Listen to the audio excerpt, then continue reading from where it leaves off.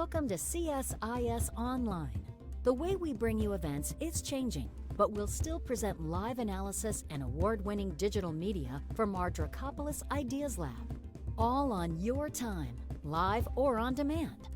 This is CSIS Online.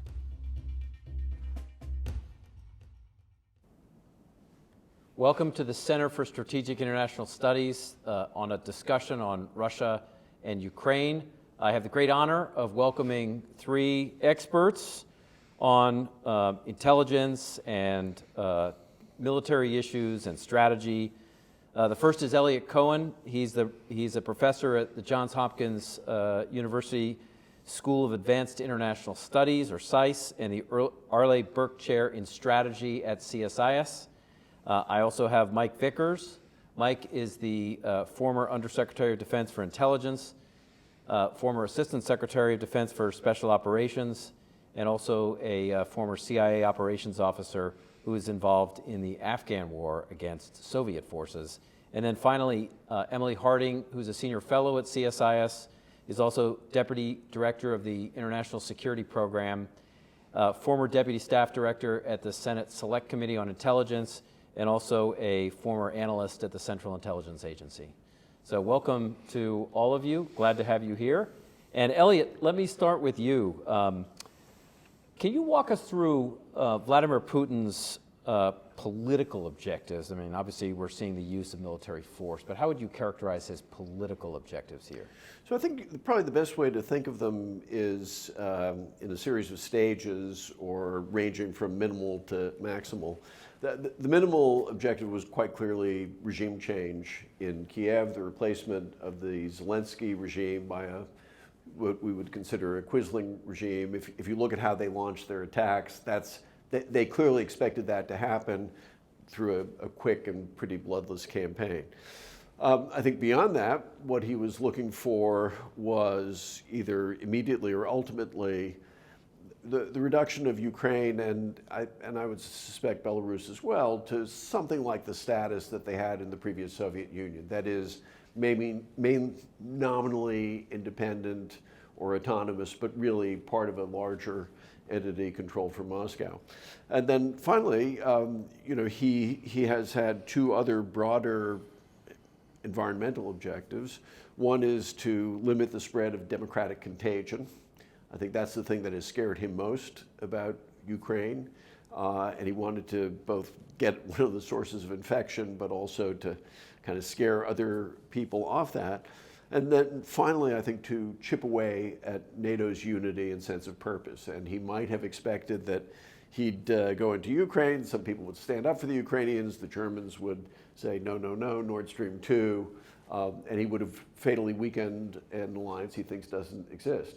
And the main point I would make is he has not only failed at each of those objectives thus far, I think he has set up the conditions for permanent defeat on all of those. And in many respects, what he has done has been counterproductive. In particular, there is no way that Ukraine will ever go back to being in any way comfortable as part of a larger Russian empire. I mean, he's sowed the seeds of enmity that will undoubtedly last forever.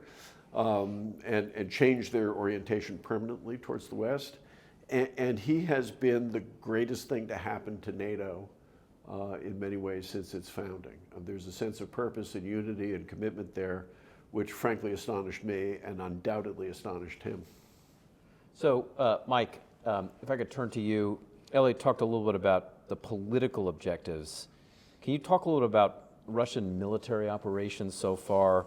And how would you characterize the Russian military strategy? I'll go up to the map in a second and show some of the invasion routes and the buildup. But how would you characterize Russian military operations so far, the strategy, and any tactics that you think are noteworthy? Sure. So if there's a bigger strategic blunder in modern military history, I can't think of it offhand. I mean, this is a colossal intelligence failure in vastly underestimating Ukrainian resistance, and military execution has been terrible. This so-called shock and awe campaign, as Eliot rightly noted, has shocked the rest of the world into rallying against Russia, causing previously unthinkable changes in defense policy in Europe, and rallying the world to crater the Russian economy. The Ukrainian resistance, in turn, has awed the world and rallied it further. So, it's just hard to describe the magnitude of this blunder. As Eliot said, the main effort was assault on Kyiv to topple the government, and then with a assault in the south, and then in the northeast on Kharkiv. All this talk about the Donbass and stuff, that was really designed just to fix Ukrainian forces, most of which were in the east. His main attack has been underweighted. It's been piecemeal. Began with a bunch of missile strikes and some air bombardment. His reconnaissance elements have been captured. Columns have been destroyed. It's just a disaster through and through. So I wonder if I can just step up here. Mike talked a little bit about the military operations. We'll get into a little bit more detail also on kind of the current state, because we're seeing massing of Russian forces around Kyiv, and as well as the pounding of Kharkiv and other cities. But I think the interesting thing for us, and we'll get to this, Emily, with you a little bit later, is we certainly saw the buildup here in the Black Sea, and then a buildup of forces in Crimea, and then also the buildup essentially of forces around the Ukrainian border, including in areas like Yelnya, which we'll show imagery of. And then we saw the joint exercises between Russia and Belarus, which pushed forces up along the border. And obviously, the key element, I think, as we've all watched, and the most important one, is overthrow of the government here in Kyiv, which is where a big chunk of that assault is. We saw those forces, interestingly, coming through the Chernobyl exclusion zone. We're also seeing a big focus of the Russians on Kharkiv here. So we saw them cross the border. We've seen heavy focus on Kharkiv, and then we've seen them operate out of Crimea into the country, and then out of the Donetsk and Luhansk areas. So interestingly, just to highlight this, one of the things actually we didn't see the Russians do, and Mike, I want to get to this a little bit later, is we didn't see a major move of Russian forces down south on the western flank of Ukraine, which means, I can just change colors for a moment, which means that this area here is a prime location for moving weapons and people and equipment in. The Russians haven't blocked any of that right now. So we'll see how long this lasts, to see if the Russians attempt to interdict anything coming down. But it's a free flow of anybody that wants to join the fight. Ukrainian truck drivers in Poland, we're seeing, are moving into the country. So, I mean, in that sense, it's kind of an interesting development. I wanted to turn to you, Emily, and just get a sense from you on your basic view of the Ukrainians. We've talked a little bit about that, but what is your general sense right now about how the Ukrainians, including not just the military, but civilians, have responded? Well, I think to Mike's point, to the extent that the Russians have dramatically underperformed expectations, the Ukrainians have dramatically overperformed expectations. They have fought very hard. They have showed extreme bravery. And some of the stories that are coming out of the fighting are inspiring. You see this mass of people in the streets to do some of the same things, just all on their own. The story of the Snake Island sailors who were assaulted by the Russian ship, and the Russians told them to surrender. They had some choice words in response that I will not repeat here in this very formal setting. But that seems to have very much inspired the Ukrainian people. There are stories of a lot of women stepping up to fight. There was a wonderful picture the other day of a woman with an AK, and you could see her beautifully painted nails with excellent trigger discipline, holding her AK and going into the fight. I think Zelensky's role cannot be underestimated here. We've seen real leadership, true profile and courage with the things that he's done. He came out, I believe, just yesterday and said, "No one will break us because we are Ukrainians." And that is, I think, the ethos that he's trying to inspire in his people right now.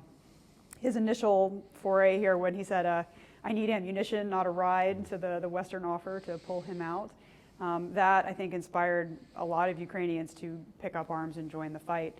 We're seeing a lot of people flow, as you mentioned, into Ukraine to join the fight, just as much as we're seeing refugees move out. The latest numbers that I saw, and granted these are from the Ukrainian perspective and are not verified, but 5,700 Russian personnel, 29 destroyed or damaged aircraft, and 198 destroyed tanks. I mean, that's astonishing for a military that, you know, is way smaller than a very determined adversary here. I'm looking forward to hearing some of my colleagues talk about the force ratios that are required to hold a piece of territory this big, and whether or not an insurgency is in fact going to develop later. So, Eliot, can you take us a little bit to how we got to where we are right now, particularly kind of from your perspective, Putin's calculations here? In what ways was Russia, do you think, emboldened by the 2000, or did it learn from the 2008 invasion of Georgia, 2014 activities in both Crimea and then eastern Ukraine? The Russians actually performed reasonably well in Syria, helping Bashar al-Assad retake most territory in the country other than Idlib. I mean, obviously, Russian ground forces were not involved in any meaningful way there. That was just air and maritime, which may be actually a problem for them here. But in what ways was, you know, how did that influence, from your perspective, the Russian decision now, and how was the, you know, what explains the timing for why now then?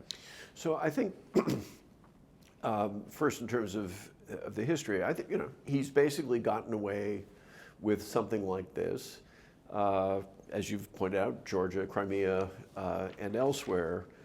But where I think there was just a fundamental misjudgment is the scale is completely different. Ukraine, we're talking about a country that's the size of France with 42 million people. You know, Georgia is a small place. That particular Donbass region is a lot smaller than that. And furthermore, let's remember that the previous applications of force were under conditions that were completely advantageous to the Russians. So in Syria, yes, a lot of experience firing missiles, but as you just pointed out, they didn't have to commit substantial ground forces. The interesting question, I think there are probably two big explanations for why they've gotten it so wrong. One is, let's remember, he's living in this bubble. He has very, very few people who dare contradict him. I think when the historians finally get at this, we'll find out that he hasn't gotten anything remotely like the kind of warnings from either the intelligence community or indeed the military community that an American president would get. And I think secondly, there's an element of intoxication with raw military power. You know, he's been building up the Russian military for 20 years now. And you've seen lots of pictures of him with all this advanced looking technology. He is not a military man, and he's not a military historian. So, you know, I think with that background, you could be intoxicated by the sight of all those machines and all that technology, the way Gamal Abdel Nasser was before the Six-Day War, and not realize that actually the most important thing is the will to fight. As to the question, why now? I suspect that there are, again, several pieces to it. He certainly seems to me to have been preparing for this for a while. I think we now understand better why he really has made sure to crush every civil society organization out there, even things like Memorial, which deals with history, made sure that Navalny ended up in jail. And I think he felt he had to get that stuff out of the way. I think he also saw both a window of opportunity and a window of danger. Ukraine has been moving closer and closer to the West. He may, even though he despises Zelensky, he may have sensed that this might be a leader who could really permanently pull Ukraine off to the West, and he wanted to stop that. So there was a window that was closing, and then I suspect he may also, look, he probably feels a window closing because of his age, because of other developments in the world which, you know, might make it a less favorable occasion to do this kind of thing. And so he bided his time and launched this and, you know, made some spectacular misjudgments. I'll just say one other thing, though, which is so did a lot of other people. You know, he didn't anticipate the European reaction. Frankly, I don't think most Europeans anticipated the European reaction either. Yeah, Emily. One other factor I'd add to that too is the departure of Angela Merkel. Yep. He really Good point. didn't like Angela Merkel, but I think he respected her. And as much as she had defended the creation of Nord Stream 2, she was also the kind of leader that could really rally Europe. He may have seen her departure as an opportunity to split Europe and to split Europe and us. So I wonder if we can pull up the Yelnya image for a moment. This is an image of Yelnya. So I want to turn to Mike for a moment and get his perspective on whether the U.S. and Western partners could have prevented the war. But let me just talk for a second here. So we watched this buildup over the last couple of months. This was in January. We were looking at Yelnya images in the spring of 2021. We were looking at them over the course of the fall of 2021 as well. So we've been seeing this campaign building over time. And you know, these weren't just defensive types of forces. They're armored personnel carriers, as folks can see here, main battle tanks, towed artillery. These were military platforms and systems that you would use for an offensive invasion force. But it does raise the question, and Eliot made some comments that sort of got to this too, as we look back at how the U.S. has responded to various aspects of Putin, whether it's in Crimea or eastern Ukraine or other places, or even over the last year with a buildup. Is it your sense that anything could have prevented this war?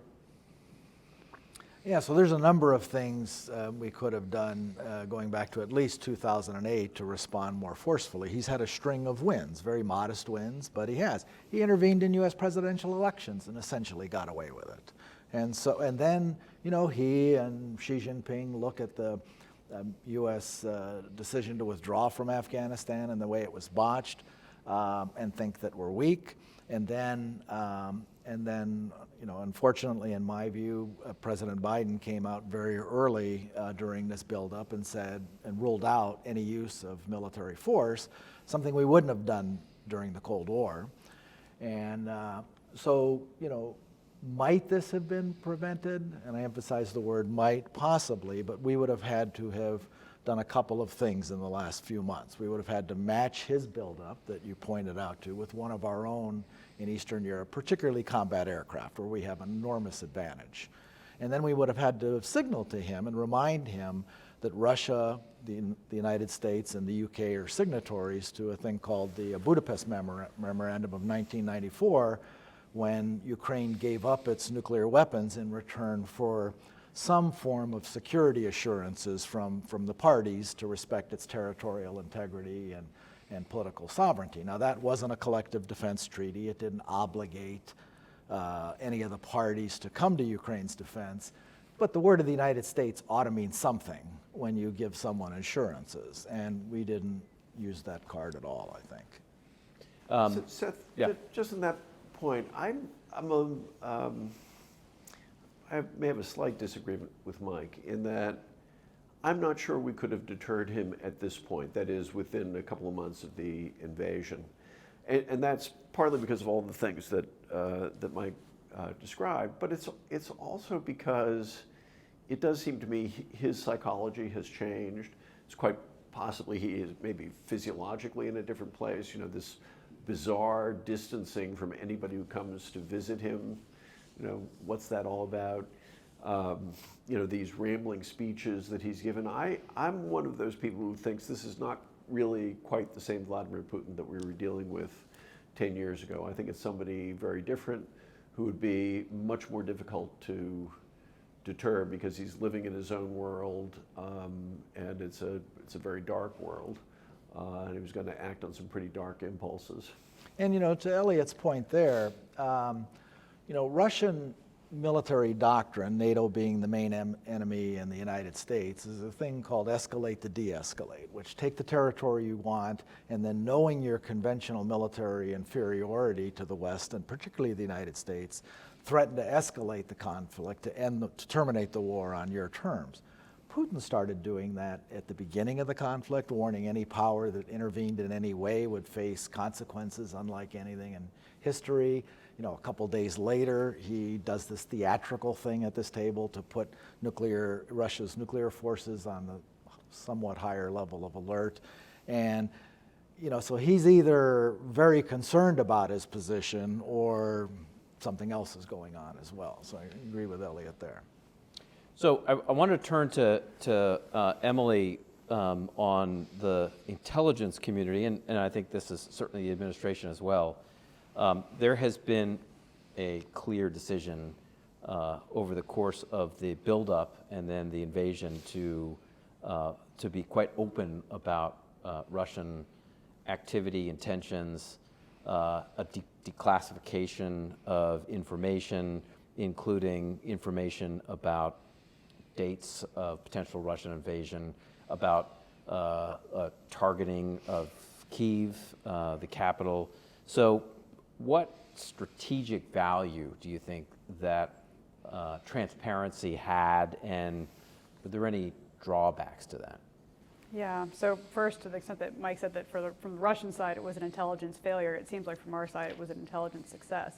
They've been tracking this all the way through. They've been making some really tough calls and apparently informing the policymakers very well, and that's the goal of any good intelligence analyst. On the point of the trade-offs and the release of intelligence to the public, this is a challenging one because as a member of the public, you're never going to see the downside, and there is always a downside. When you declassify a piece of intelligence and you release it, what happens is the adversary looks very closely at that, takes it apart piece by piece, and tries to figure out where you got it from. Now, there can be an upside to that, which is that in this case, I guarantee the Russians were all looking at each other going, who leaked, who was doing bad security practices, and there might have been an internal mole hunt of sorts, which could work to your advantage as well if you're trying to cause chaos and disruption in Moscow. But usually what happens is that some insight you had into the government and their plans goes away. And no policymaker is ever going to come out in public and say, well, that thing we released, it turns out, that lost us this piece of access or that piece of access. Looking at the things that they released, they were doing it smartly. They were doing it in ways that it obfuscated a little bit where it came from, or it was general enough that you couldn't tell specifically where the piece of intelligence came from. And I would say that in this case, the upside was significant.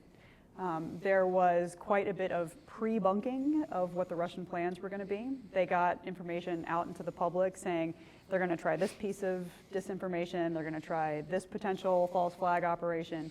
And that led the Europeans in particular to get to a place where they were assuming the Russians were lying. And that, I think, was very strong for the alliance, to try to get us all in the same place where there wasn't this questioning of what is true or what is not before there's a policy to answer it. The old adage about a lie can make it halfway around the world while the truth is still getting its boots on, this was an attempt to flip that on its head so that the truth gets out there at the same time as the lie, or maybe even before the lie. And then that leads to a stronger alliance, more skepticism of what the Russians are saying. And I think in this case it worked out. But like I said, we're never going to know what the downside actually was. If I could, one thing that strikes me Apparently is... I said something controversial. This is fun. well, no, it's not controversial. It seems to me there are really two big advantages to this. One is you get inside their heads. Yeah. They're wondering, oh, how the hell did the Americans know all that? But the other thing is this helps restore American leadership.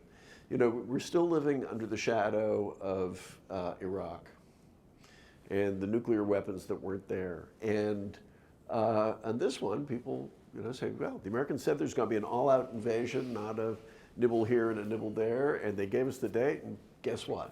Yep. They were telling the truth. Well, it also, I think, made it much more difficult for Vladimir Putin to control the narrative at that point. Yep. So there's so much disinformation coming out of the Kremlin and out of the SVR and out of the GRU and their various social media platforms and Russian propaganda, Russian press, that this was a way of getting out ahead of where that was headed. But Mike, you wanted to come in on that. Yeah, so I think the U.S. intelligence community performed extraordinarily, but not perfectly, as we're all human. And the reason I say that is our intelligence on Russia was obviously fantastic and used to some advantage. I don't think our intelligence on, which is a much harder problem sometimes, assessing the friendly side, on the Ukrainian resistance was perfect.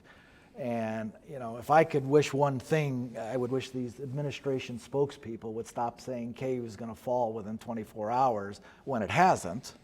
And I see no purpose to that other than helping Putin and demoralizing the resistance that's fighting 5,000 miles away while we're making these statements. But so other than that, I think they've been perfect.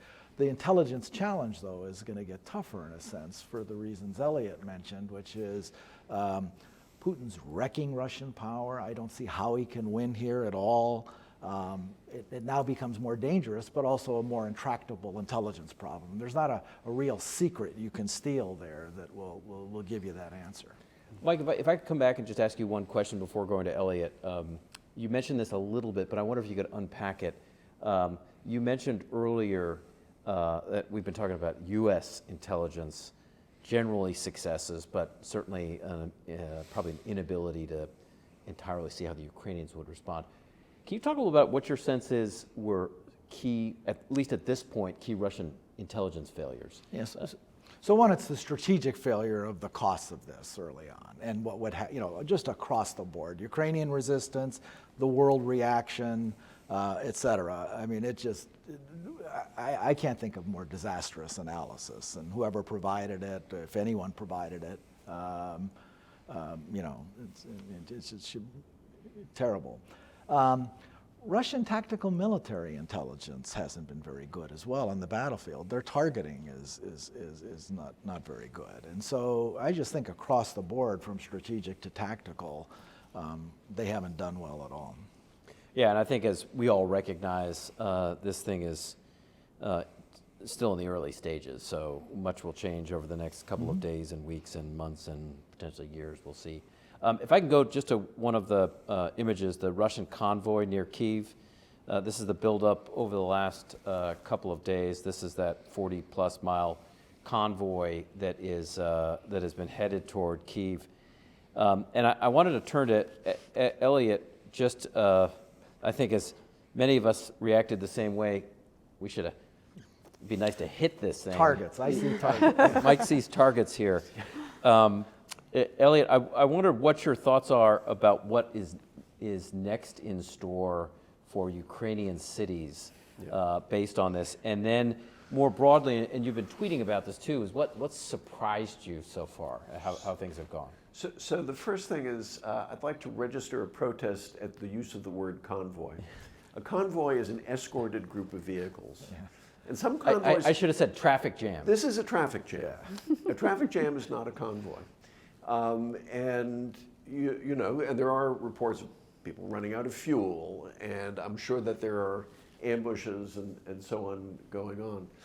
So look, I think we've been talking about the upsides, which there are, but the truth is what has already occurred and what impends in Ukrainian cities, and not just cities, is horrific. And I think it's pretty clear that the Russians will double down and they will inflict massive damage on these cities, and they'll probably come close to doing to Kharkiv, which is a Russian-speaking city, by the way, and Kiev, supposedly the homeland of Russia, the kind of damage that they inflicted on Aleppo and Grozny. And the human suffering will be enormous, and these are war crimes.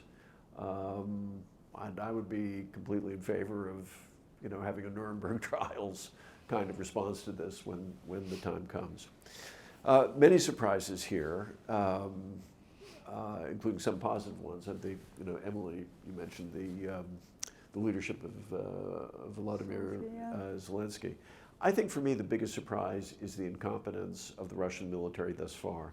And even if they succeed in occupying the country, which I doubt they can control, but even if they succeed in occupying, if they succeed in killing Zelensky and everybody in his government, and it still just will be through massive firepower. But if you look at everything, at logistics, at intelligence, as Mike pointed out, at kind of tactical competence on the battlefield, at combat motivation on the part of their soldiers, at combined arms, at the use of air power. Their initial airstrikes against the Ukrainian Air Force were pathetic.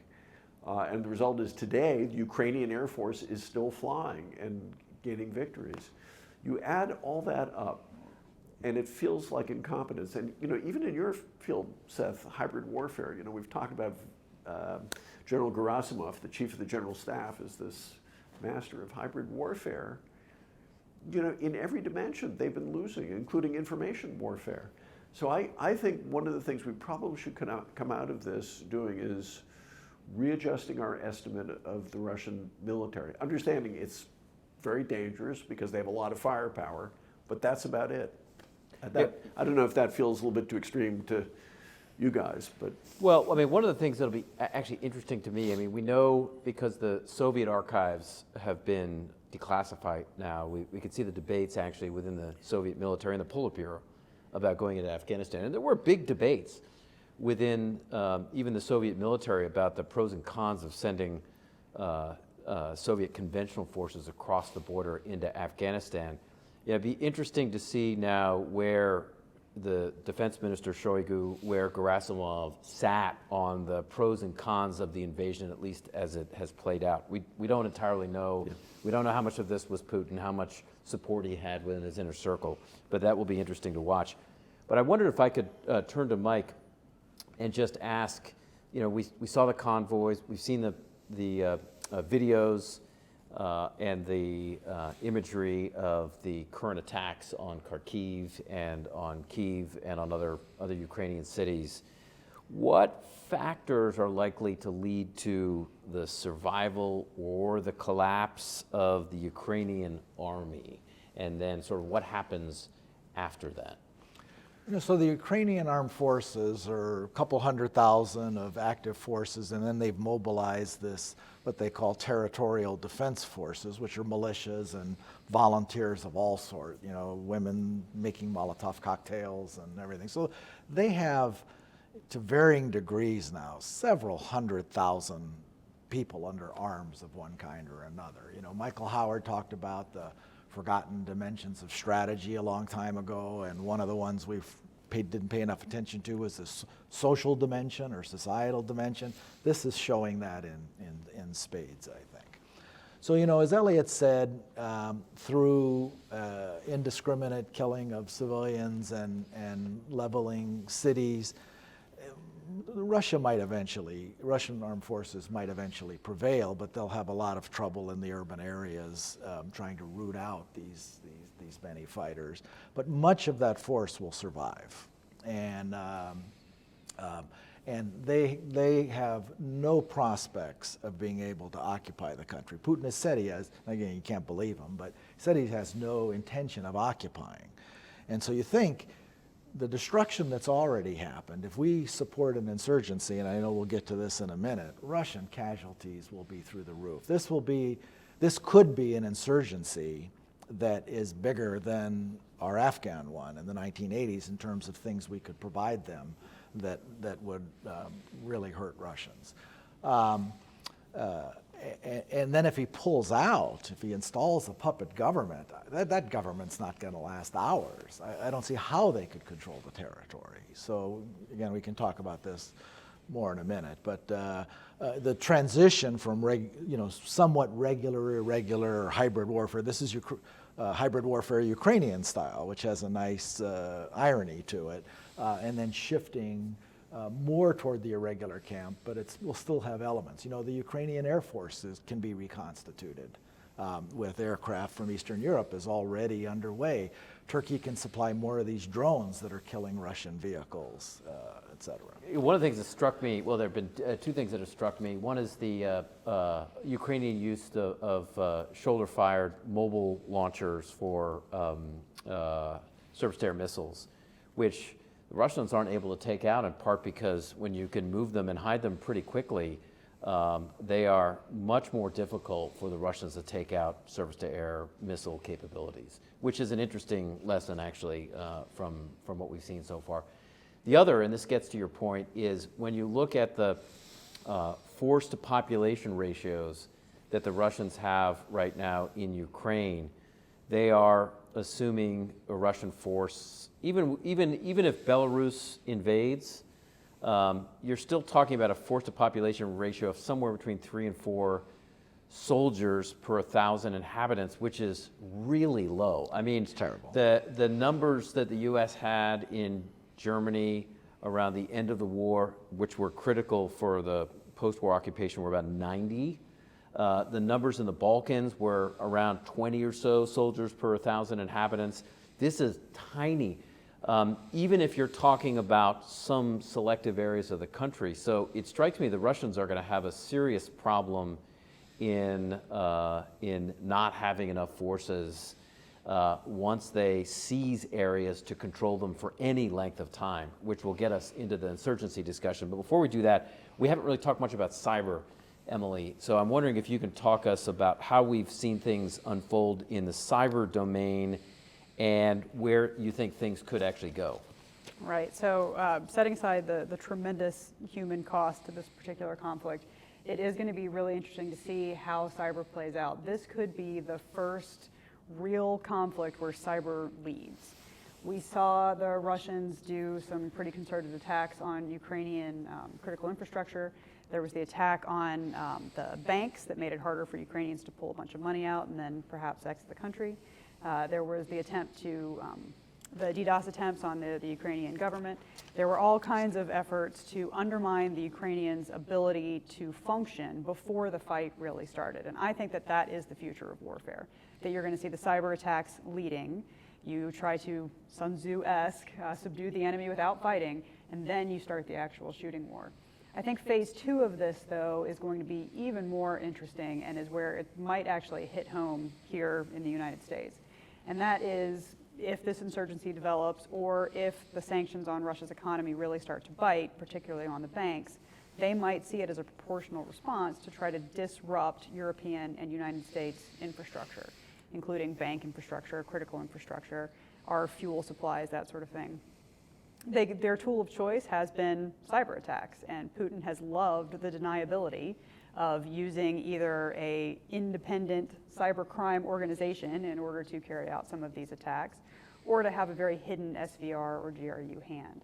So if you see the Russians attempt to come after the United States or the Europeans with these kind of cyber disruptions, then what? I think that our European allies and the Biden administration are very well within their rights to hit back. And then I think you will see a real test of how cyber escalation is going to work and to what extent it happens. At what point does cyber escalation turn from a tit for tat against critical infrastructure to something that actually causes injury or harm to human life? Hospitals, fuel supplies for emergency services, that sort of thing. And then what happens after that? I think that this is going to be a fascinating test case that could also have some very dangerous real-world effects. Mike, do you want to come in on this? I agree with everything Emily said, and I would just add a couple of other things. Some have been surprised that there hasn't been more cyber. Cyber is a bit of a fickle thing that sometimes you just don't have the access you'd like to destroy a critical target. But you do have options all the time. And so a couple things I think could play out.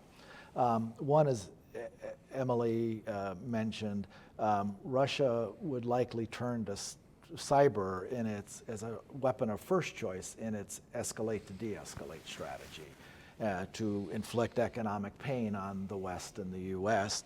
They can't, counter the economic sanctions that are hurting Russia, but they can achieve economic pain through cyber means, and they may well do that. And it's important that, one, we do our best to deter it and warn them, but then hit them back if they do it. It's not like Russia's oil and gas industry is this bastion of cybersecurity or other things.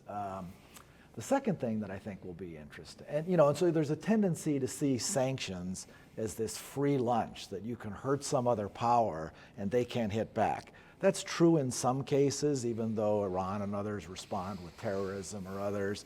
Putin will see it as an act of war. The tougher the sanctions are, and I hope they're as tough as possible, he will respond. And so, and we have to be prepared for that. The other interesting aspect is, Ukraine is a pretty sophisticated cyber actor in itself, and it's mobilizing an IT army, as they call it, and private hackers, as well as other parts of the private sector, are joining in on this conflict too. Russia may face a global cyber war of lots of folks attacking them, Ukrainians and Europeans and others. And so cyber will likely be a big dimension of this conflict going forward. So an interesting point on that one, these independent organizations, I think Anonymous tried to go after, So Putin thinks that everything we do mirrors what he does. So if we have American organizations or perceived to be Western organizations like Anonymous take down some big piece of critical infrastructure in Russia, Putin's going to assume that that was orchestrated by the United States government, even though it wasn't. I can say that very clearly to the public, it wasn't. So that escalation dynamic makes this even more unpredictable. Yeah. Well, I want to turn to the future, including what to do next. And Eliot, one of the interesting questions for you is what your sense is of the longer-term geopolitical consequences of this war globally, including in Europe.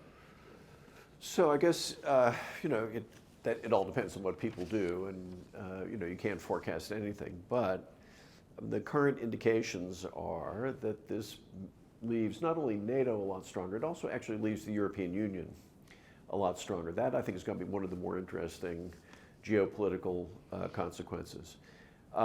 If the Germans follow through on the amount of money that they're going to pour into defense, and Chancellor Scholz said 100 billion euros, which is about twice the size of their annual defense budget, they're going to throw that into rearmament. That's a very big deal. For Germany to come back as what, in effect, would be the major provider of armed forces on the continent, that takes us to a very different world, and presumably it's accompanied by Germany playing a different kind of role. I mean, in general, you're going to see a much stronger NATO. You're going to see, we may very well see the Finns and the Swedes joining.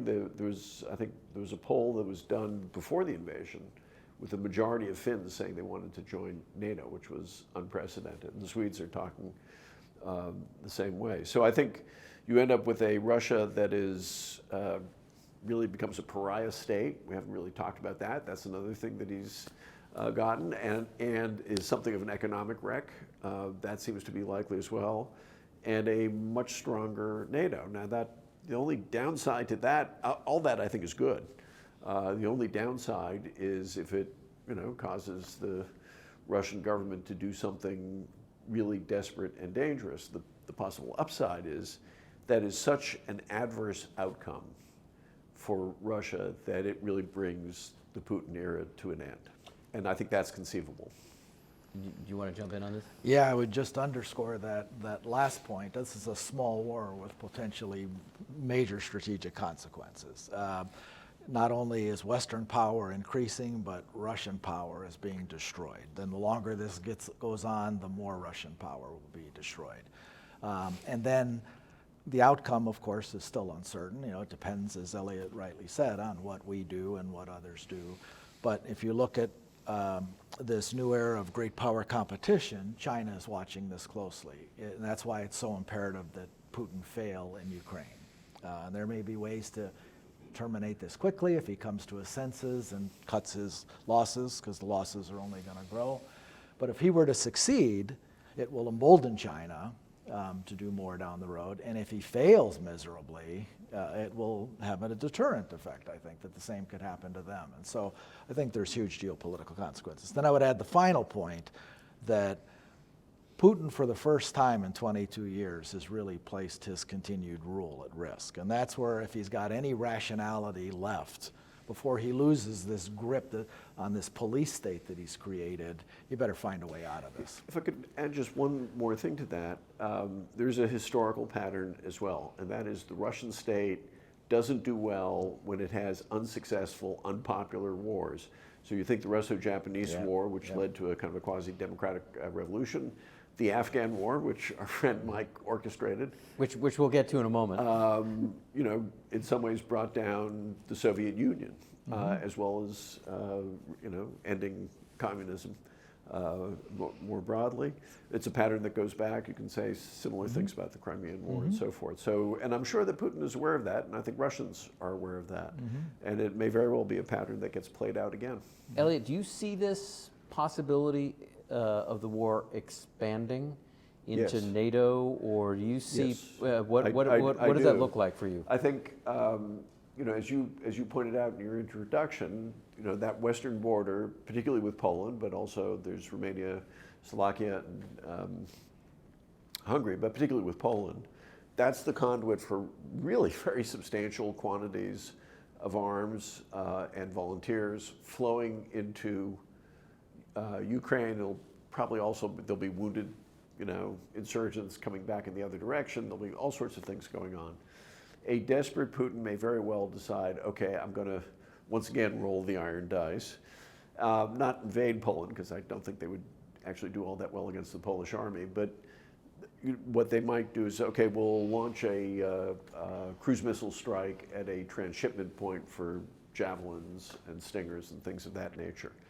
And the calculation would be not that you could physically interdict it, it would be just one case, but that the Poles would say, Article 5, attack against one is an attack against all, and they invoke NATO support. And the hope on Putin's side would be that other NATO members would go, not so fast, maybe we should be less forward-leaning and so on. That would not, I think, be the reaction. I think actually Article 5 would work. But I think that's one of the ways in which I can very much imagine this expanding.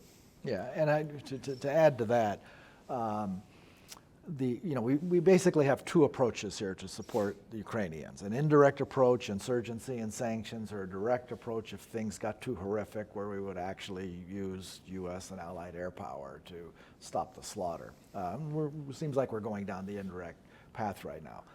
Just as with sanctions that really have teeth, if this insurgency has teeth, which all prospects looks like it will, Putin is very likely to strike out against that and maybe combine it with cyber or something else to try to escalate to de-escalate again. And the challenge for us will be, you know, as Eliot said, that, okay, you take one loss, you don't get cowed into continuing to support. So, Mike, and then I want to go to Emily after this because she's written on this as well, but let's start with you. You have the unusual experience here of having been involved in orchestrating one of the most successful anti-Soviet, we can add anti-Russian insurgencies ever in Afghanistan. So based on that, how do you assess the prospects for the Ukrainians against occupying Russian and even Belarusian, if they come across the border, forces, and what does that insurgency look like? Sure. So, one, you have enormous advantages early on in terms of the mobilization of the Ukrainian population and the will to fight. And you know, for the successful conditions for an insurgency, much as we had in Afghanistan, you know, you need nearby states, as we had in Pakistan, that will provide safe haven areas. They may not be perfectly safe, but where you can resupply, train, et cetera, recover. An insurgency does much better when it has an external sponsor behind it. You have the United States and the West doing that. When it has favorable terrain, you have the Carpathian Mountains, as Eliot talked about, from Poland down to Romania.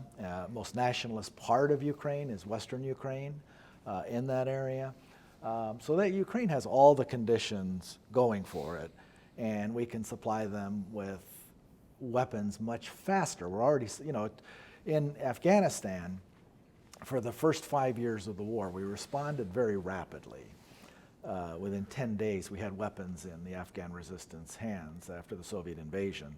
But for the first 5 years of the war, our policy goal was just to impose as much of a cost on the Soviets as we could, with no prospect that we thought we could win. And that changed at the beginning of President Reagan's second term, where we decided to escalate rather dramatically with a lot of help from Congress, who gave us money we didn't ask for originally, and then asked for more after that when we came to our senses. And within a year of this dual escalation between Gorbachev going for broke in 1985, one final push for victory, and we were escalating at the same time. We won that battle of the surges, and by February 1986, Gorbachev was looking for the exit in terms of just the quantity of weapons and the sophistication of weapons and everything else. And that same thing can be done again in Ukraine and more. We're already seeing lots of Stinger missiles. We didn't do that till 1986. So what lessons would I take from that other than the conditions are very ripe? First, when your opponent makes a major blunder like this, take advantage of it. That's what we did in Reagan's second term with very good strategic consequences. And then if they want a way out, help them get out. But the second is as in any war, don't prolong it unnecessarily. Don't do gradualism is a bad idea in almost any dimension of strategy, whether it's air power or sanctions or insurgency. So get to the point right away. Insurgents get war weary. When I took over the Afghan program in 1984, one of my first challenges was to resuscitate them to some extent after 5 years of war and really get them back into the fight in a bigger fight. A third lesson is that if we go down the covert action route rather than the overt route, which I suspect we would, the important part of covert action is the action part, not the covert part, right? The most successful programs we have in our history, Afghanistan being one, our counterterrorism campaigns against Al-Qaeda being another, are the largest, the most overt. And why is that? Because you get economies of scale, and you still have a veneer of covertness, but you're not emphasizing secrecy over action. And that's the important part here. So Emily, this brings me to you, and then we'll wrap up in a second. You've written about insurgency as well. You've got the interesting perspective of working at CIA. You've worked on the Hill. You've actually worked at the White House on the National Security Council. So what is your sense about what the U.S. should be doing right now along the lines of what Mike has outlined? What should we be thinking strategically, operationally, tactically, providing assistance? What should we be doing? Right, so from the intelligence perspective, what Mike said earlier about how it's only going to get harder to collect intelligence in this circumstance, we have to be preparing for that. We need to be developing networks throughout Ukraine that can reliably report on what's actually going on the ground. We need to be mapping the human terrain, figuring out, if there is an insurgency that develops, who's going to be leading it. It might not be the same people who are in charge of the Ukrainian army. It might be people who are just local leaders of some ilk who are able to inspire their people to fight. Who are those people? We need to know. Right now, before the Ukrainian army starts to get cut off, before lots of territory gets lost, we need to be pre-positioning a lot of supplies when it's easy to get it in and it's non-escalatory to get it in. Things that, from medical supplies to weaponry to secure comms. Mm-hmm. This particular conflict, secure comms is going to be absolutely critical. Mm-hmm. So those are some of the tactical things that I would be recommending we do from an intelligence standpoint and also from a insurgency/covert action standpoint, which, by the way, I could listen to Mike talk about all day because his work was in my head, of course, when I was writing these pieces. From a strategic point, though, I would really be looking at the long-term messaging strategy and what that means for the NATO alliance, what that means for the EU, what that means for the American people. In the first, we're on day, 7, 6? The upsurge of support for the Ukrainians has been absolutely tremendous. It's not going to last at this high level forever. And I suspect, I hate to say it, but I suspect that this war is going to grind on. At some point, the Biden administration is going to run out of sanctions that it can feasibly put on Russia. So then what do? Do you message that you're done and you're just going to hold what you got? Or do you message that you're going to be looking for other ways to exert pressure on Putin and start coming up with some very creative options? But either way, it's not going to continue at the same pace. And the sanctions that we've put in place on Russia are unprecedented. They're going to have global economic effects that we can't anticipate right now. So how do you communicate to the European alliance and to the American people that this may come back at us, and we need to be ready for that? and we need to hold our ground if we're going to push back against a tyrant who may very well not be completely within his senses. So thinking about what the strategy is for NATO for 6 months from now, for a year from now, for 2 years from now, and thinking about how we can support the Ukrainian people in what very well could be an 8 to 10 year fight is what we need to be thinking about next. Yeah, I was going to give you the last question on the subject, Eliot. So, although Mike can two-finger it if he wants, but I mean, what should we be doing? So I've agreed with everything I've heard, which is unusual. But I think the 2 points that were just made, first by Emily and then before that by Mike, are so essential. One is that this will be a long haul, and we have to be prepared for the long haul. We have to be thinking that way. But the other thing is Mike's point about moving out at scale and with a sense of urgency.